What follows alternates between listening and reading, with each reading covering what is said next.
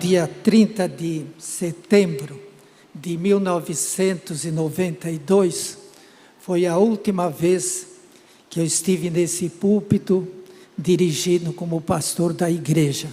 Portanto, se os irmãos olharem, este é o último boletim anual que nós tivemos. Cada ano nós fazíamos com todas as programações, rol de membros, etc. 52 para 81 são 29 anos. Então, há 29 anos passados, nós deixamos aqui o pastorado depois de sentirmos no nosso coração que realmente esta era a vontade de Deus. E nós entendemos que há tempo para todas as coisas. Eu estive então pensando, não é? Desde o início, na igreja, quando aqui não existia edifício nenhum, era apenas uma capoeira, e aqui Eurico Alfredo Nelson, ele começou, ele mesmo, capinando com algumas pessoas, crianças vieram saber, ele armou uma tenda, e aqui ele começou o trabalho. E assim, através do tempo, a história continua. Eu estive também pensando num outro aspecto, a igreja organizada há 81 anos passado. Aquela igreja já está com o Senhor. Não temos nenhum membro fundador, todos já passaram para a eternidade. E do meu pastorado também, nós temos já a grande maioria tendo passado para a eternidade. Os que eram crianças, hoje são jovens, os jovens já estão entrando na terceira idade, e os que eram da terceira idade estão na eternidade. Eu gostaria de saber quantos ainda permanecem aqui no tempo do meu pastorado. Levante a sua mão. Os irmãos podem ver que temos muitas mãos, mas a grande maioria, talvez 80%, já são de pessoas que vieram depois de outras igrejas, se converteram, aceitaram a Jesus Cristo como Senhor e Salvador. E nisso aí eu pensei no que deveria falar nesta manhã. Como é aniversário da igreja, então eu me lembrei que é bom nós meditarmos sobre Jesus Cristo, as igrejas e os seus membros. O primeiro texto que me veio à mente, que nós vamos ler, é em Mateus capítulo 16, versos 13 a 18. Mesmo assentado, ouçamos. Tendo Jesus chegado às regiões da Cesareia de Filipe, Jesus perguntou aos discípulos: quem dizem os homens ser o Filho do Homem? Eles responderam: alguns dizem que é João Batista, outros Elias, outros Jeremias ou algum dos profetas. Jesus lhes perguntou: mas vós quem dizeis que eu sou? Respondendo, Simão Pedro disse: tu és o Cristo, o Filho do Deus vivo. Jesus lhe disse: Simão Barjonas, tu és bem-aventurado, pois não foi a carne nem o sangue que te revelaram isso, mas meu Pai que está no céu. E digo-te ainda que tu és Pedro, e sobre esta pedra edificarei a minha igreja, e as portas do inferno não prevalecerão contra ela. É interessante que, mesmo 2000 anos passados, nós podemos ter as mesmas circunstâncias. Se nós perguntarmos aos homens aí fora, quem é Jesus Cristo? Nós teremos respostas as mais diversas possíveis. Desde a um grande mestre, um grande profeta, um grande homem, um grande mestre, e assim por diante. Mas temos também, quando Jesus pergunta, e nós que fazemos parte da sua igreja, o que é que nós dizemos? Qual é o nosso pensamento sobre eles? É importante que nós saibamos o que lá fora dizem e verificamos que eles precisam conhecer a verdade, e nós precisamos pregar este evangelho a todas estas pessoas. Mas quem nós dizemos que é Jesus? Muitos conhecem Jesus só como Jesus histórico, aquele que aqui viveu, nasceu, pregou, ensinou e todas as coisas. Mas Jesus é mais do que isso. Ele veio à história humana com a missão com a finalidade de buscar e salvar aqueles que haviam perdidos. E nós devemos lembrar um outro fato aqui nesse texto, não é? É que ele diz que fundaria a igreja sobre esta pedra, sobre a confissão que Jesus tinha feito: tu és o Cristo, o Filho de Deus. A igreja verdadeira, ou as igrejas verdadeiras, são aquelas que estão assentadas, fundadas, baseadas no nosso Senhor Jesus Cristo como Senhor e Salvador. E ele fez uma promessa, que as portas do inferno não prevaleceriam contra ela. E aqui é bom que nós lembremos alguns fatos com relação à igreja. Jesus Cristo disse isso, não em relação às igrejas locais, mas a igreja como instituição. Jesus fundou uma instituição, a sua igreja, que é a agência do reino de Deus aqui na terra. Deus atua, o seu reino atua aqui, através das igrejas, mas essa instituição permanecerá. E se nós formos verificar das igrejas primitivas, onde elas estão hoje, ou mesmo aqui no Amazonas, quantas igrejas fundadas por Eurico Nelson desapareceram. Em meu ministério mesmo em Coari, nós conhecemos uma dita igreja Batista do Catuá, mas eles não tinham templo, não tinham membros, a não ser 2 pessoas, não tinham cultos, não tinham nada, mas aquele casal insistia a dizer que era uma igreja de Jesus Cristo. E nós nas viagens missionárias, conversando e mostrando no interior de Coari, do município de Coari, que fica Catuá, mostramos que a igreja não existia. Haviam 2 membros, e eles já não se reuniam mais, já não tinham mais os seus cultos, nada. Então, e chegamos a um acordo, declaramos aquela igreja extinta. Por quê? Pela falta de... O êxodo rural foi fazendo que as pessoas desaparecem, e aqueles 2 membros foram aceitos por aclamação em nossa igreja. Uns 20 ou 30 anos depois, ela foi então reorganizada, agora já com templo, com membros, etc. Então as igrejas locais, não é? Elas podem desaparecer, não apenas pelo êxodo rural. Quando isso acontece, não é? E tem acontecido muito em nossa pátria, locais que eram prósperos e depois foram despovoando-se, as igrejas desapareceram, porque os crentes se mudaram e a igreja deixou de existir. Mas às vezes também nós precisamos lembrar, o que talvez daqui a pouco nós faremos referência, que Jesus mesmo pode se retirar da igreja. Aquela igreja pode continuar com o nome de igreja, mas não sendo igreja. E qual é a evidência que nós podemos ter? Quando nós lemos no Apocalipse capítulo 2, nós vemos quando ele fala a igreja de Éfeso, e ele faz umas recomendações. Eles haviam perdido o amor, e Jesus conclama ao arrependimento, que eles se arrependessem e voltassem ao primeiro amor. E ele faz: senão eu retirarei o candeeiro do seu lugar. Quer dizer, Jesus deixaria de existir. E nós, sem citarmos nomes, não é? Igrejas que têm hoje o nome de igrejas, que realmente não são igrejas. Por quê? Jesus Cristo não está presente ali. Muitas vezes estão outros deuses, ídolos e outras coisas no lugar. Então não basta ter o nome de igreja. A igreja é aquela que realmente está sentada sobre o nosso Senhor Jesus Cristo, como sendo o seu fundador de todas as coisas. Depois me veio à mente um outro trecho, não é? É aquela que nós temos em 1 Coríntios capítulo 3. No capítulo 3, o apóstolo Paulo nos diz o seguinte. Nós vamos fazer a leitura, não é? Lendo alguns destaques, não é? É de 7 a 16, mas nós vamos começar lendo o versículo 9, depois o 7, depois o 8.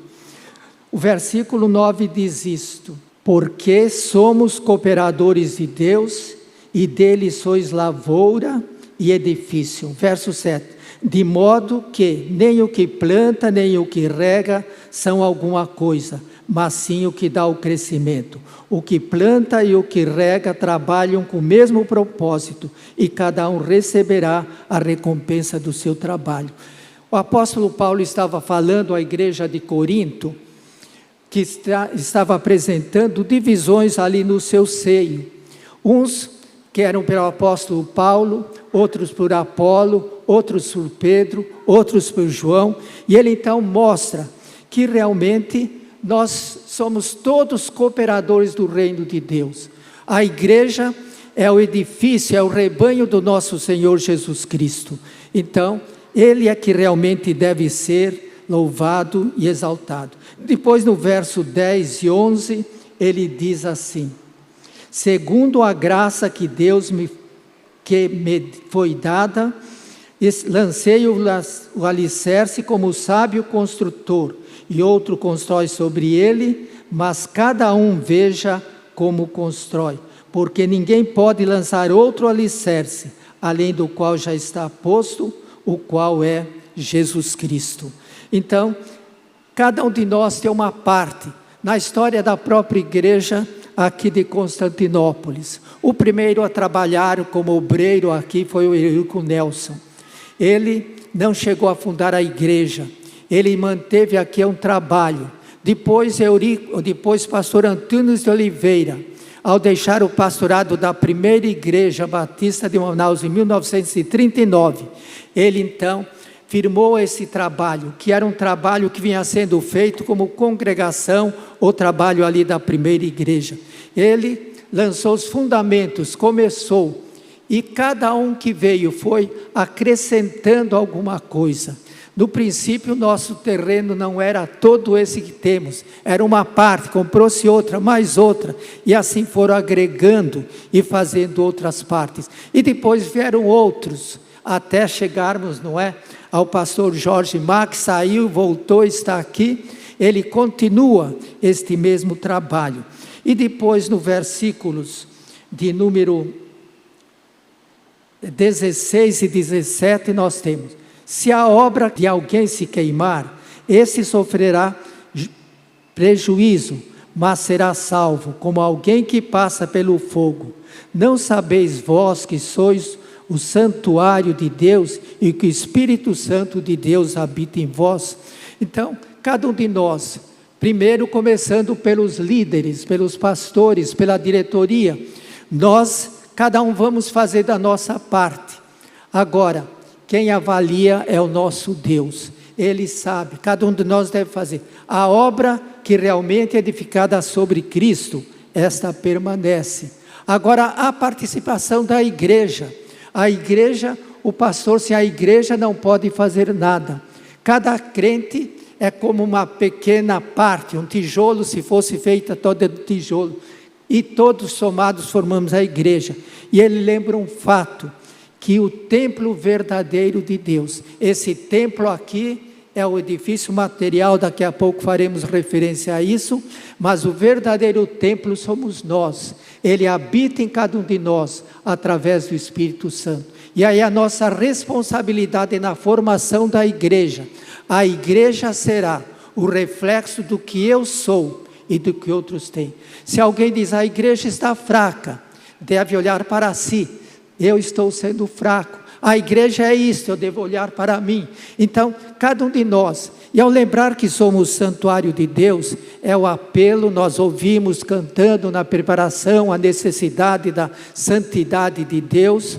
A nossa vida toda deve ser uma vida separada do mundo, uma vida consagrada a Deus.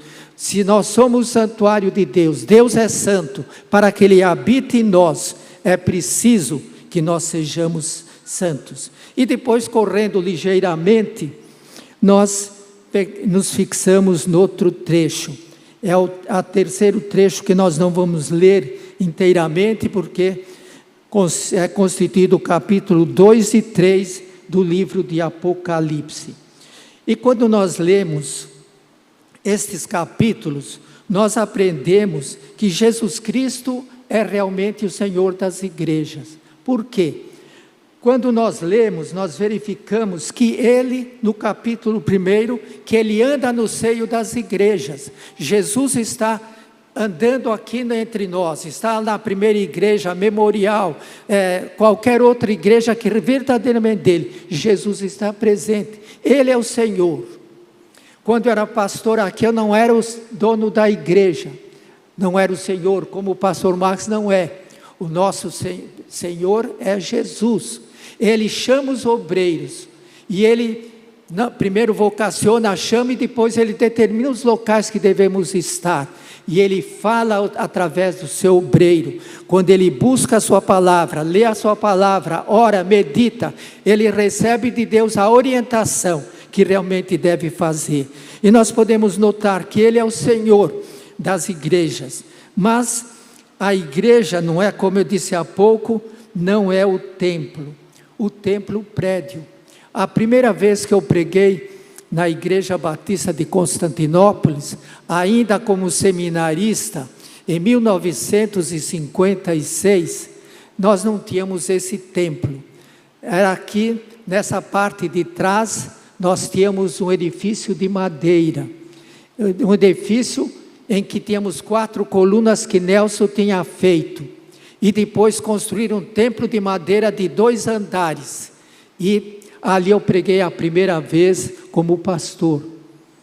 Depois preguei muitas vezes já como pastor, estando já em Manaus e na Memorial. A cada segundo domingo à noite eu vinha pregar aqui. A igreja tinha o hábito, na orientação do pastor Antunes, ele passava muito tempo fora, dadas outras atividades que ele exercia na vida pública. Então, cada domingo, ele tinha um dirigente e um pregador. Nem sempre era da igreja, às vezes eram dos pastores. Então, eu dediquei, mesmo sendo pastor da Memorial, eu vinha uma vez por mês pregar aqui. E depois que eu assumi, já não existia mais o templo de madeira. Já era o edifício de educação religiosa aqui atrás. Aqui não existia. Nós tínhamos apenas tínhamos o alicerce, ou melhor, as colunas feitas que estavam apenas com ferro de fora. E, inclusive, o Marcos, que está aqui, numa das vezes, correndo, ele furou-se num vergalhão que estava aqui, não é? E estava fazendo assim. Então, naquele edifício, nós começamos o nosso pastorado. O nosso batistério era um tanque ali fora. Muitas pessoas foram batizadas por mim ainda naquele tanque. Posteriormente, quando nós fizemos isto, e ainda não estava acabado, com esse santuário, eu me lembro do primeiro batismo que fizemos aqui. Ainda enchemos o tanque, e no domingo estava vazando bastante. O nosso zelador, irmão Manuel, ele ficou aí, era o gabinete pastoral naquele tempo atrás, e ele com balde recolhendo para que não houvesse alagação. E eu não sei se foi a primeira pessoa, o Marcos, mas ele foi um dos primeiros batizados aqui nesse batistério. E mesmo as igrejas primitivas, elas não têm. Hoje nós temos a mania de dizer, a igreja, por exemplo, a igreja fechou. Agora, nesse período, a igreja não fechou, o templo foi fechado. O templo não poderia, por ordens superiores e por necessidades, naturalmente, de precaução, não podia funcionar. Mas a igreja estava funcionando. Aonde cada crente estava um crente. Além dos cultos feitos online, para que nós pudéssemos todos participar. As primeiras igrejas não tinham templo. Depois é que vieram ser. Então a igreja somos nós. Então nós temos que lembrar sempre isto. Aonde eu estou, está representada a igreja de Jesus Cristo. Aonde eu fizer o que eu fizer, o bem ou o mal, eu estarei glorificando ou defamando a igreja do nosso Senhor Jesus Cristo. Então nós temos que ter, não é, sempre estas lembranças em nossos corações.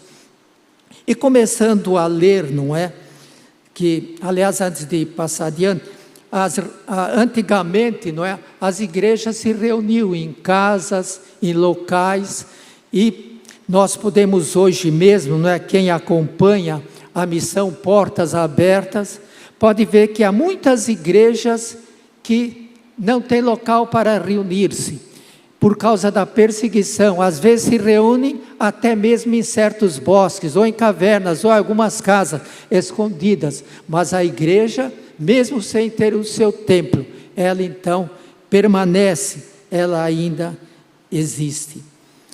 Agora, lendo essas 7 cartas, nós queremos fazer alguns destaques, não é? Primeiramente, dissemos que Jesus é o Senhor, Ele é que deve determinar. Nós dizemos que a igreja, o governo da igreja é um governo democrático. Eu gosto de dizer que é um governo democrático cristão. Qual é a diferença entre a democracia ali fora e esta democracia? Na democracia, sem ser a cristã, é uma democracia que a pessoa faz aquilo que ela quer, o que ela sente que é melhor. As pessoas às vezes são levadas a votar nesse ou naquele, mas na igreja não deve ser assim. E essa atitude nós devemos ter ali fora, pelo fato de sermos crentes. Mas antes de votar, antes de tomar uma decisão, antes de apresentar um plano, eu devo orar a Deus, procurar saber qual é a vontade dEle, o que Ele quer.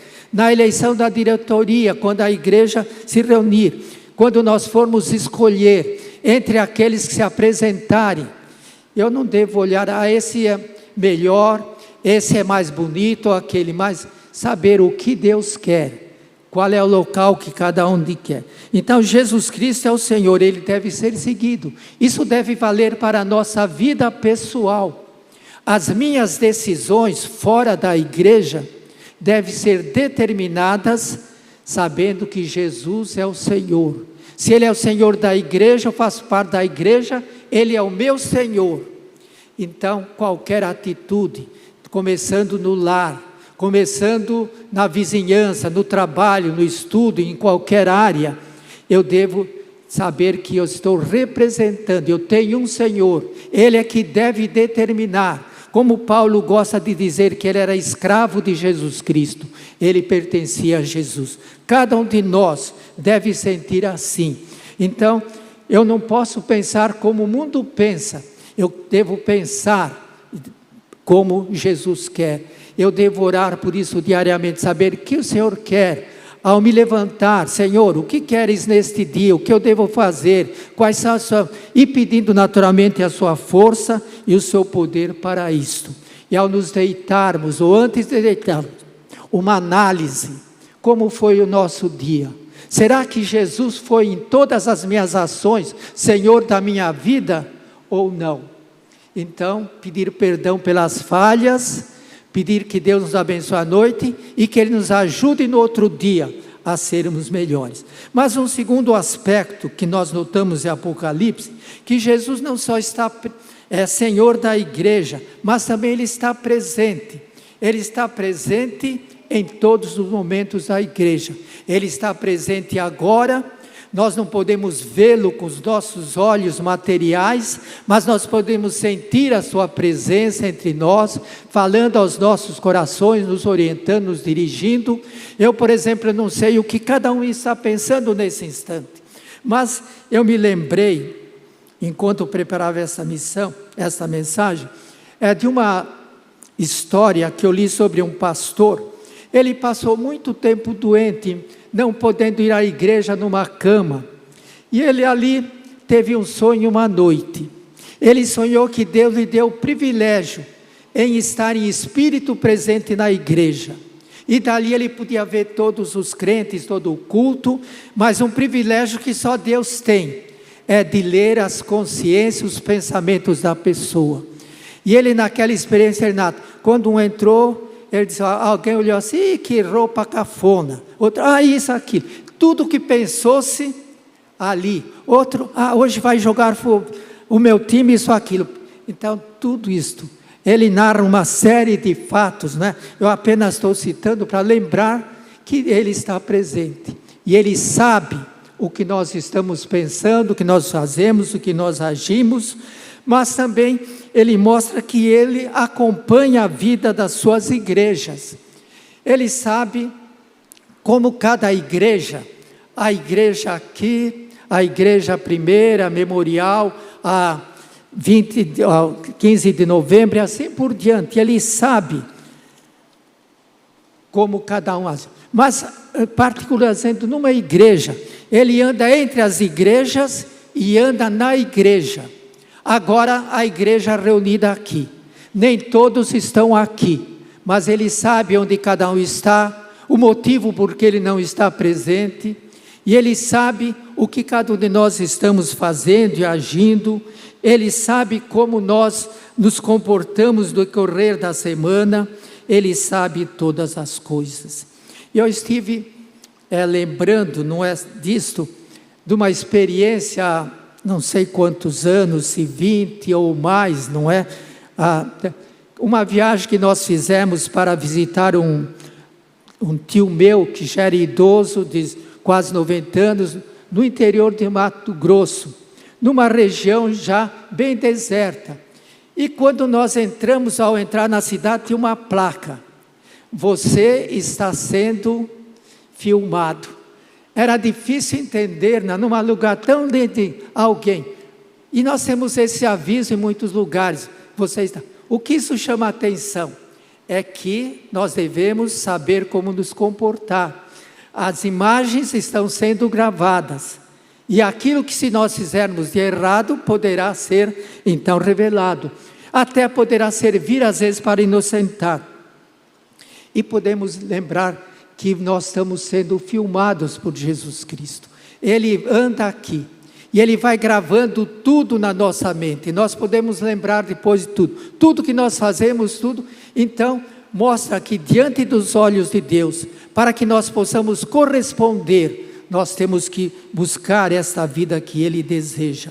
E na igreja de Éfeso ele diz: conheço as suas obras e o seu trabalho, a sua perseverança, sei que você não tolera homens maus e assim por diante. Então Jesus sabe, e é interessante que mais ou menos semelhante ele fala em todas as igrejas. Para a igreja de Esmirna ele diz: eu conheço as suas aflições, a sua pobreza, mas você é rico. Para Pérgamo: sei onde você mora, onde está o trono de Satanás, contudo você permanece fiel ao meu nome e não renunciou à sua fé.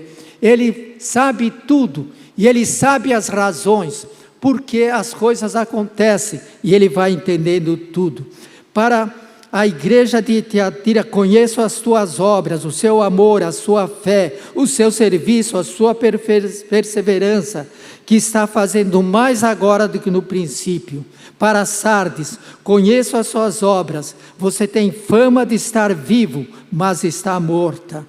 Não achei as tuas obras perfeitas diante de... Então Jesus conhece, ele conhece melhor do que eu, melhor do que o pastor, não é? Ele conhece muito das ovelhas, mas quem conhece perfeitamente é só Jesus. Ele conhece todas as coisas. Para a igreja de Filadélfia ele diz: conheço as suas obras, eu coloquei diante de você uma porta aberta, que ninguém pode fechar. Sei que você tem pouca força, mas guardou a minha palavra e não negou a fé. Então nesse conhecimento ele mostra como ele compreende, como ele encara cada situação, cada coisa. E para a igreja de Laodiceia, ele diz: conheço as suas obras, sei que você não é frio nem quente, melhor seria que você fosse quente e frio. E agora nós queremos particularizar, não é? No caso que aqui a igreja de Constantinópolis, o que Jesus diria hoje da sua igreja? Ele teve coisas a dizer no passado, que mudaram, para melhor ou para pior, mas mudaram, passaram. Mas nesse instante, não é? O que Jesus diria da igreja? Certamente ele começaria dizendo: conheço as suas obras. E cada um, a partir do que é e do que tem sido, pode tentar dar a resposta. O que Jesus diria e o que Jesus diz a respeito de cada uma das igrejas. Então nós lembramos, não é, também, que em cada igreja de sua organização, por várias fases, estamos melhorando ou piorando. Mas Jesus não somente é Senhor, não somente sabe, não somente acompanha, mas também Ele faz uma avaliação das suas igrejas. A avaliação feita por Deus nem sempre corresponde a que nós vimos, por exemplo, a igreja da Laodiceia, como ela se considerava, rica, perfeita, tendo tudo, sabendo todas as coisas, mas a avaliação de Jesus era diferente. Eu muitas vezes tenho dito e dizia para Talita, né, quando às vezes ela se queixava de alguma coisa que achava que havia uma injustiça, outra coisa, eu dizia, não importa o que os homens dizem, a história do céu, que está sendo escrito pela nossa vida, pela nossa igreja, é diferente muitas vezes daquilo que nós estamos fazendo. Por exemplo, eu posso estar aqui sendo elogiado e tudo, quando na realidade não deveria ser. Ele sabe todas as coisas, não é? Então, nós podemos observar como Jesus Cristo avaliou a igreja de Éfeso, não é? Jesus estava alegre com o trabalho que aquela igreja fez. Jesus estava satisfeito. E se nós quisermos voltar um pouquinho atrás, né? O que conhecemos da igreja de Éfeso, uma igreja fundada por Paulo, depois pastoreada por Timóteo, pelo que dizem, ou pelo apóstolo João também.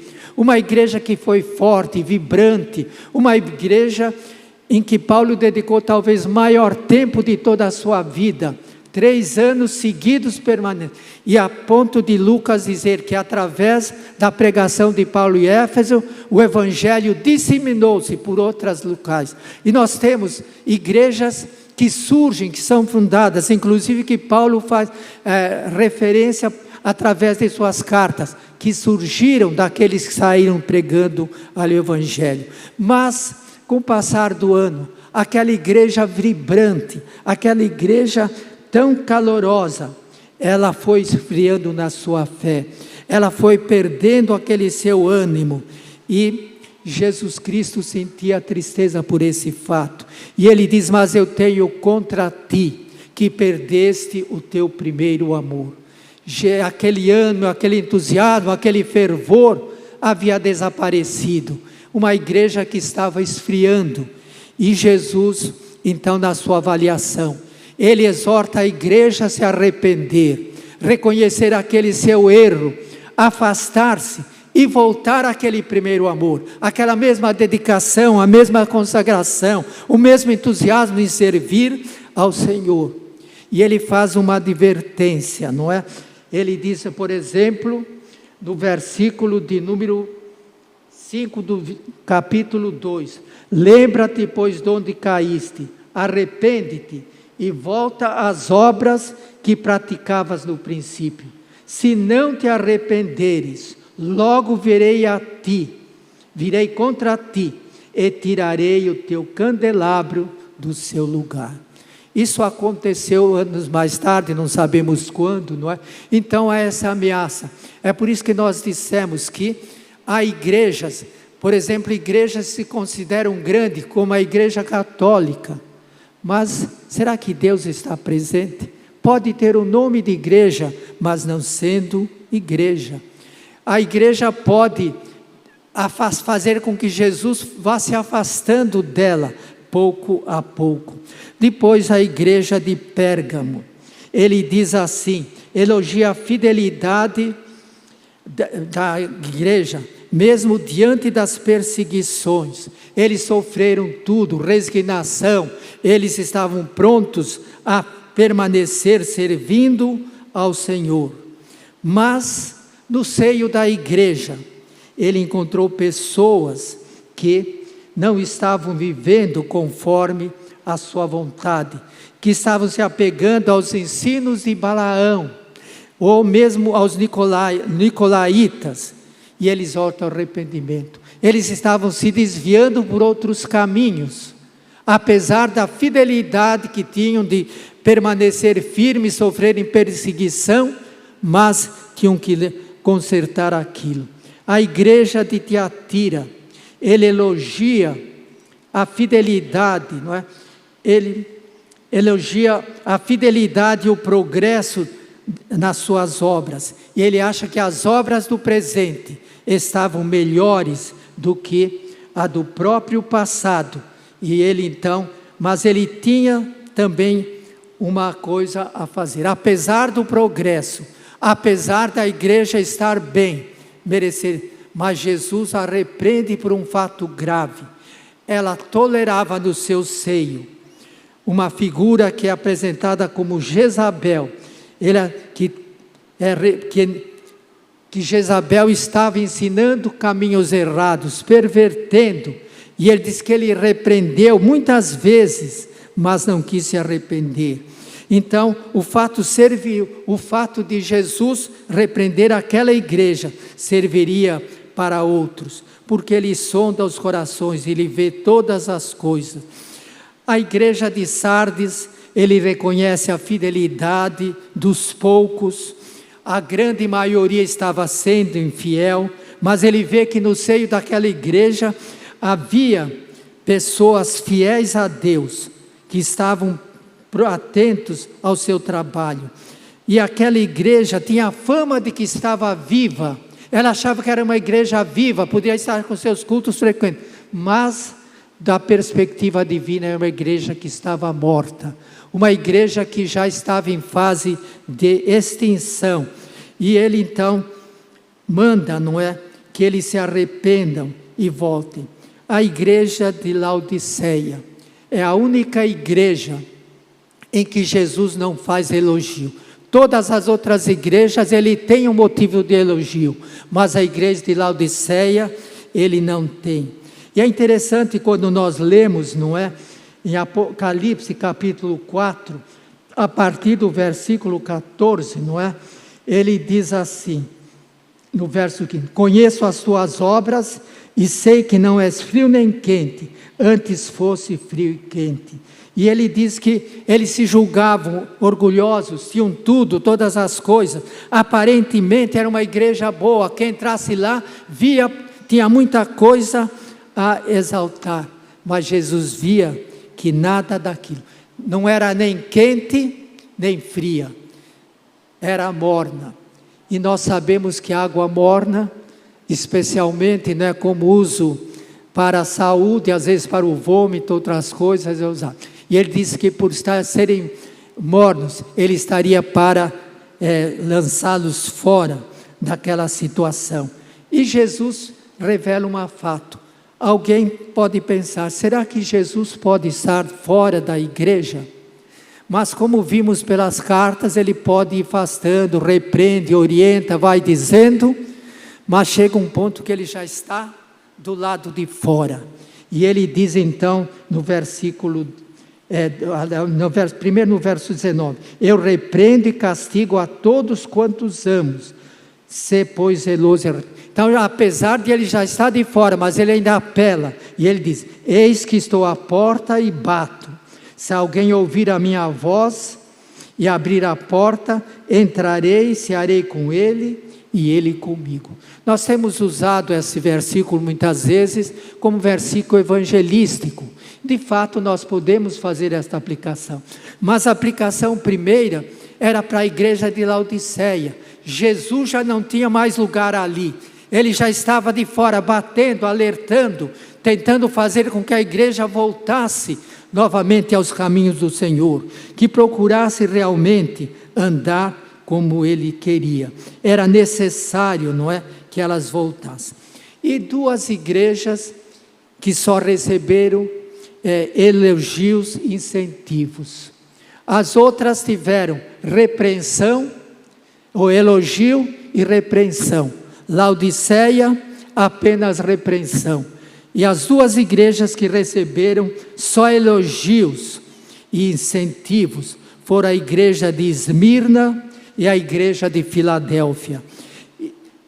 Na igreja de Esmirna, Jesus reconhece o trabalho deles, no meio da aflição, no meio da pobreza.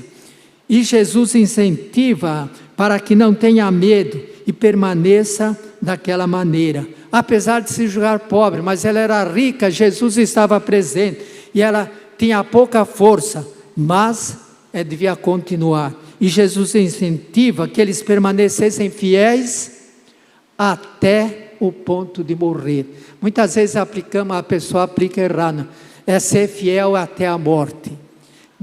Não é, podemos dizer até eu morrer, não, mas a ideia é ser fiel até o ponto de dar a vida, se necessário, pelo Evangelho de Jesus Cristo. Isso tem acontecido, acontece hoje, em países em que há perseguição severa. Pessoas que perdem a vida pela sua fidelidade, às vezes oferecem oportunidade, como por exemplo, fala-se de Policarpo, um sobreiro de Deus fiel, já octogenário,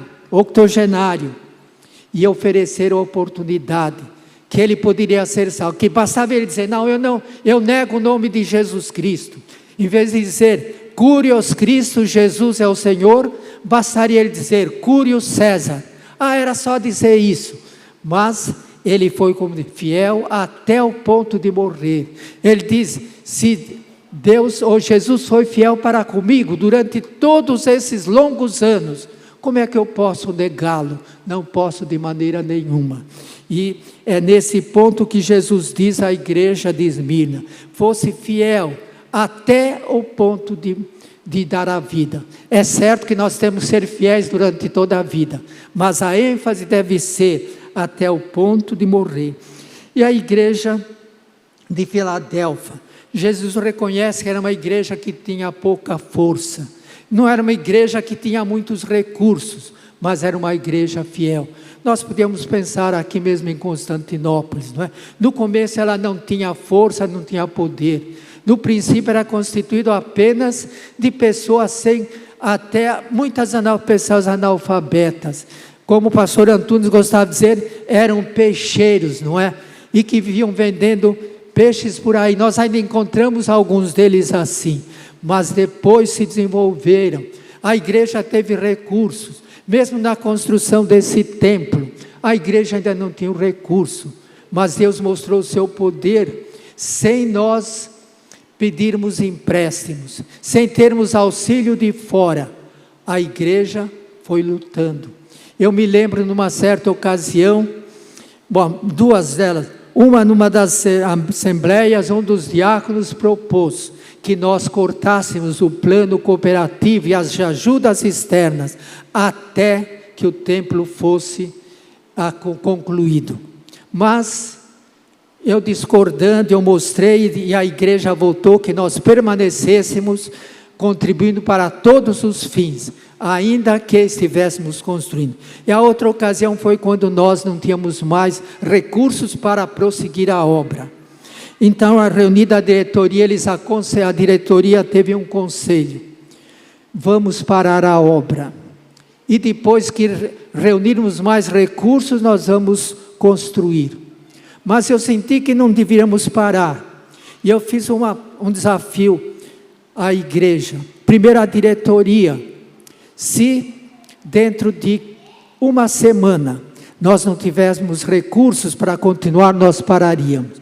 E à noite fazendo o apelo, naquela noite vários irmãos fizeram, um irmão, ele já está hoje na glória, nós temos sua filha, membro aqui da igreja, ofereceu 50 sacos de cimento, ele tirou na loja, por conta dele, para pagar em várias vezes, e ofertou à igreja, outros ofertaram outras coisas, e nós continuamos a obra até o final, e chegamos a ponto de inaugurarmos e fazermos, e naturalmente depois muitas outras coisas foram feitas, como nós lembramos, a missão da igreja, a missão como crente, dos crentes e obreiros, é como aquela corrida, em que cada um leva a tocha um tempo e passa para outro, e cada um tem que dar o seu melhor, fazendo o seu melhor.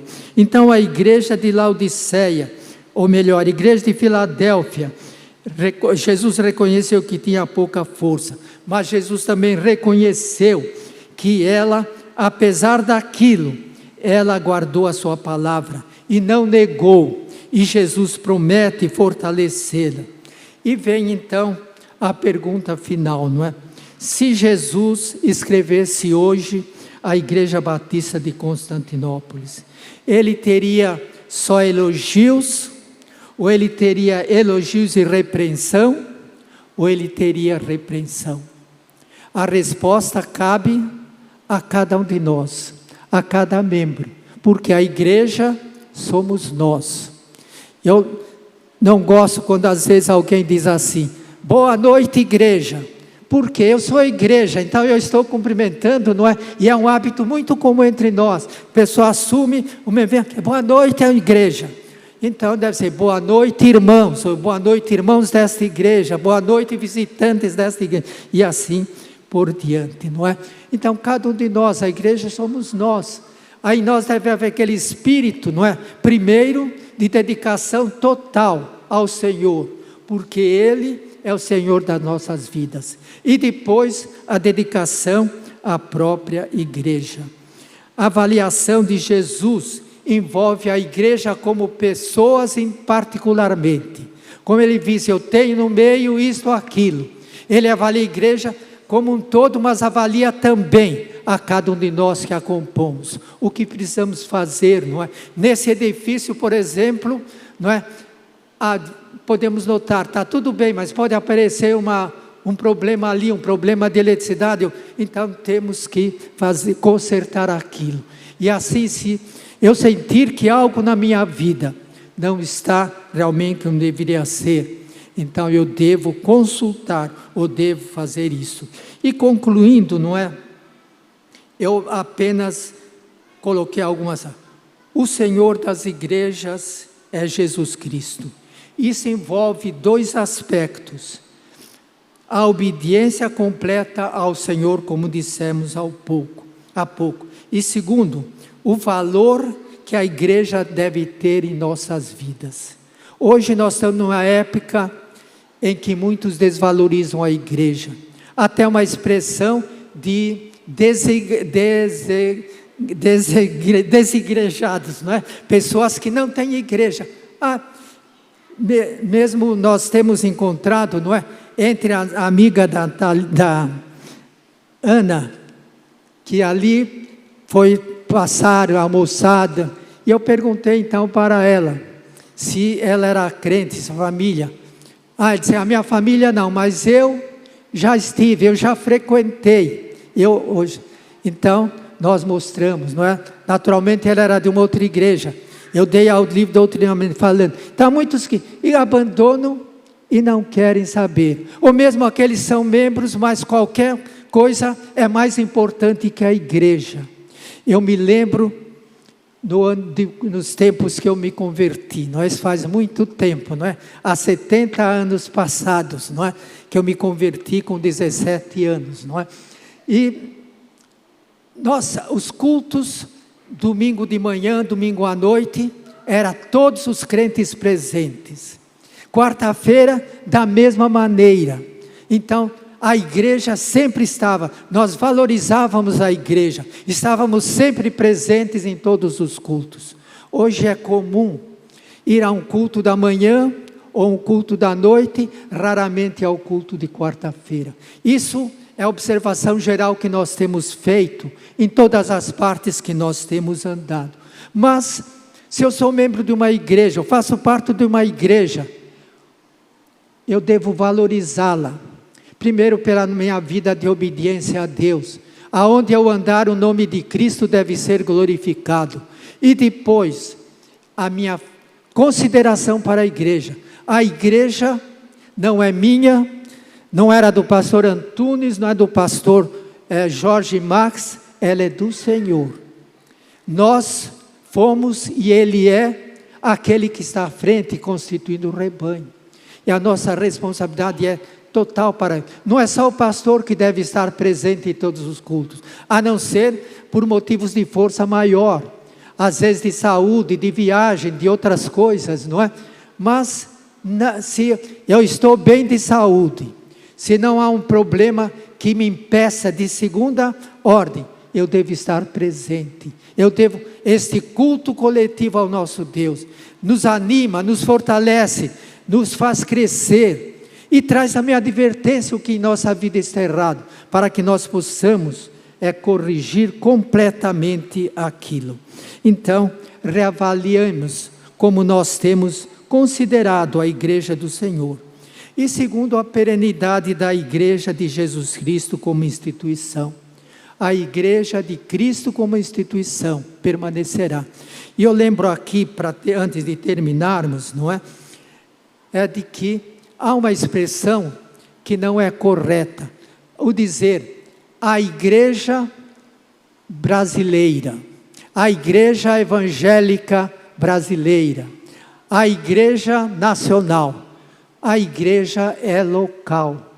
Na Bíblia nós temos, quando se refere a uma determinada igreja, é igreja de Éfeso, mas quando se refere às igrejas da Ásia Menor, às igrejas da Judéia, então o que nós temos? As igrejas do Brasil, as igrejas batistas do Brasil, não é a igreja batista do Brasil, não é, e assim por diante.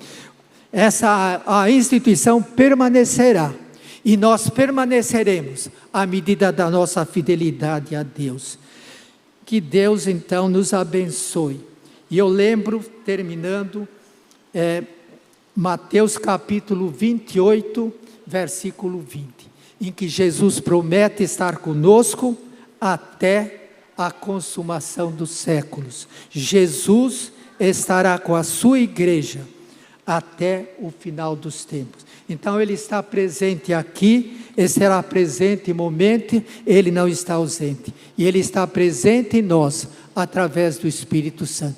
Então que Deus abençoe, ou continue abençoando a Igreja Batista de Constantinópolis, o seu pastor, os seus pastores, a sua diretoria e cada um dos seus membros. Amém.